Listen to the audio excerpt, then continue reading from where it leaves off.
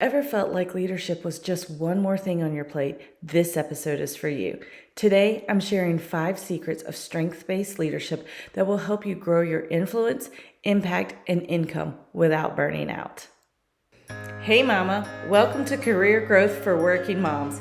If you're stuck in a job that doesn't fit or burning out trying to do it all, you're in the right place. I'm Shannon, a career coach and fellow working mom. Here, you'll get simple career strategies and strength-based leadership tips to help you grow with clarity and confidence. So grab your coffee or reheat it for the 3rd time and let's do this. Hey mama, welcome back to the show. If you've been feeling like leadership is just one more hat you're supposed to wear, one more role you're trying to do right, I want you to pause for a moment because this episode is going to shift how you think about leadership completely. See, real leadership isn't about managing a team, having a title, or being the loudest in the room. It's about influence. It's about alignment. And most importantly, it's about knowing how to lead from your strengths, not your stress. Today, we're deep diving into strengths-based leadership, not just the basics, but how to actually use your natural leadership style to make aligned decisions, build your calendar, protect your peace, and grow your career without burnout. Because let's be honest, most of us were taught to lead by fixing our weaknesses. We were told to stretch, to push through, to be well-rounded. But here's the truth. You don't become powerful by becoming someone else. You become powerful by being more of who you already are. So let's start there. There are 4 core leadership styles I coach women through every single week. And if you've taken my quiz, you probably already know yours. But even if you haven't yet, I want you to listen closely and pay attention to which one sounds like you. Let's start with the boss lady in action. She's driven, she gets stuff done, she's the first to roll up her sleeves and make things happen. At her best, she's organized, focused, and unstoppable. She thrives in systems and loves a plan with clear outcomes. But her shadow side, she tries to carry everything.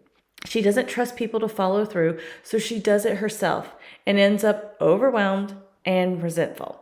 Her leadership trap is believing that her worth comes from her output, that the more she does, the more valuable she is. So here's her leadership shift. It's not about doing more, it's about doing what matters most. If this is you, I want you to ask yourself at the start of each week, what are 3 things that will actually move the needle this week?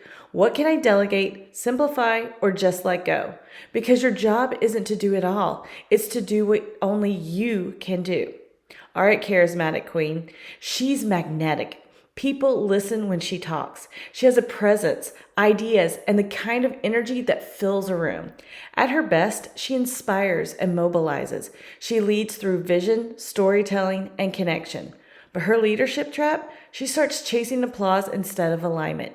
She overcommits, overexplains, overfunctions just to prove her value. If this is you, I want you to check in.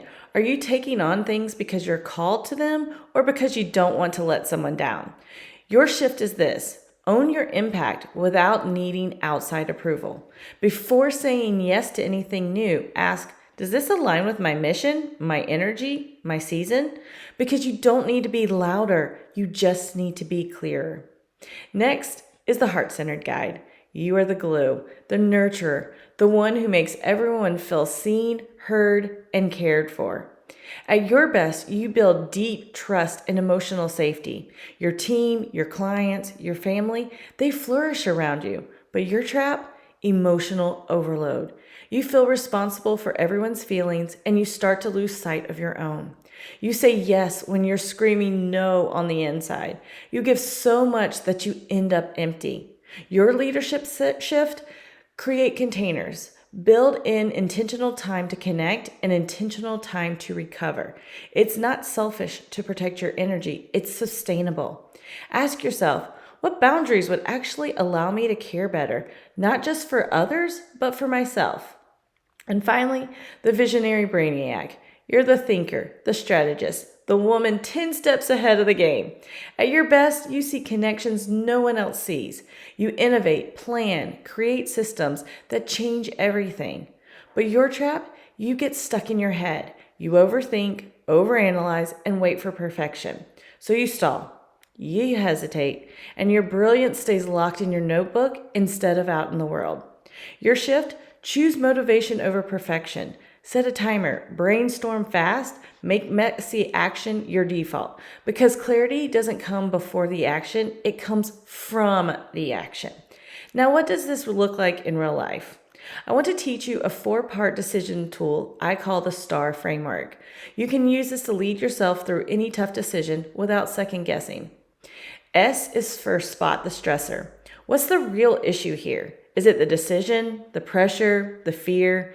Identify what's actually triggering your stress. T is for tie it to a strength. Which of your natural leadership traits is being activated or suppressed right now? Are you trying to perform like a boss lady when your style is heart-centered? Are you hiding your ideas as a visionary because you fear judgment? A is for ask. What would my style do? This is the magic. Instead of asking what's right, ask what's aligned. Would a charismatic queen choose in this moment? What would feel right for a guide? Let your wiring lead the way. R is for respond in alignment. Make the decision, communicate it, take the next step. Don't second guess because it came from you. Not pressure, not fear, but your leadership design. Now let's talk about your calendar. I want you to walk through how to build a strengths-based week, because burnout doesn't just come from too much work, it comes from too much misaligned work. If you're a boss lady, you need clear outcomes and progress you can track. So plan your week around tangible wins. Set aside time blocks for focused execution and celebrate your wins with real pause, not a new task. Charismatic Queen, schedule your connection points first. Plan voice notes, live sessions, team meetings, whatever lets you lead from presence. Then protect your recovery time like it's a meeting with your CEO. Heart-centered guide, you need both space and structure. Build in one-on-ones, connection check-ins, and then hard stops. Know your emotional load threshold and schedule around it. Visionaries, make space to think, literally. Block off Thursday mornings for idea mapping or trend analysis, and always pair ideation with one implementation step. Dream, then do. Let's go even deeper with career strategy. If you're ready for growth, promotion, or a pivot, this matters more than ever. Boss lady, your next level might be process ownership or operations leadership.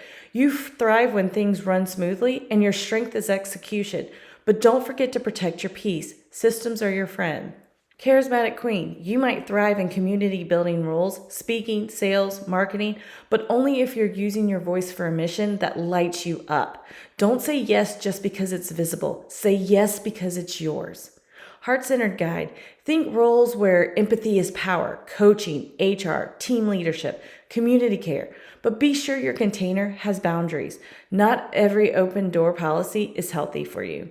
Visionary Brainiacs, strategy, development, consulting, innovation, big picture stuff, but only if you're paired with doers. You need people to help bring your genius to life or it will stay stuck. Now I want to give you 3 real stories, quick, from women like you. One client, we'll call her Rachel, was a boss lady who kept saying yes to everything, then resenting it. She thought leadership meant more responsibility, but when we helped her create boundaries and delegate, her team respected her more and her energy came back. Then there's Melissa, a visionary brainiac. She had dozens of business ideas, but hadn't launched any. She was stuck in planning mode. We gave her a 30-day action sprints, and within 3 months, she launched a podcast and her first group program. And Erin, a heart-centered guide, felt emotionally depleted at work. Through coaching, she shifted into a culture-building role where her compassion was an asset, not a burden. She went from burnout to balance. Here's the bottom line. Your strengths aren't just cute personality traits. They're your strategy. They're how you lead, how you decide, how you build, how you thrive. So here's your challenge this week. Take the leadership quiz if you haven't done that yet. And then sit down and plan your week. Not just what you have to do, but how you'll lead while doing it. Protect your strengths. Plan around your energy. Lead from your design, not your to-do list.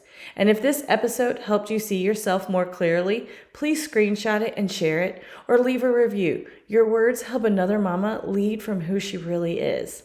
Leadership doesn't mean more work. It means more alignment. And when you lead from your strengths, you don't just perform, you flourish. I'll see you next time, mama. Let's build something beautiful together.